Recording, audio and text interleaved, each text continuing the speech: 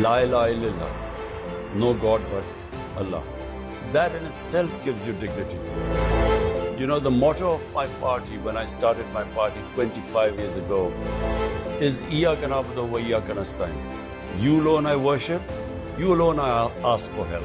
In my opinion, true faith, Iman, that in itself gives you dignity.